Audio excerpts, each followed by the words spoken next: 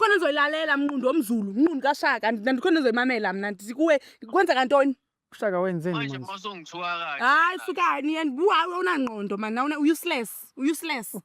mina bengizilalela ngiyasho udlala kanjani udlala nobani la hawu kodwa mama uyazi ukuthi ngowena no ayokhokhomelana masilane khange slide i-TV lento ishow yamapopaya ndithi akudlalwa la angithi yazi angithi ukuthi akudlaliwe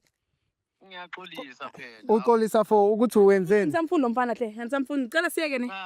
ngisakufuni emotionally okay uyavuma ukuthi uyachitha angisamfuni ngempela lo mfana lo angisakufuni bhuti angisakufuni bhuti ne angifuni next uhambe uyothatha lama plastic anyana wakho ama-black owafika nawo lapha endlini uhambe nawo uye kule ntombazane lemhlophe ne now umuntu wami next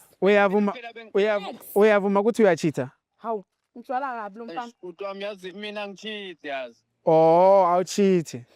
enekudala ndikubona everyday wena ubuya late unento ezintsha ubuya late everyday i-gym yani le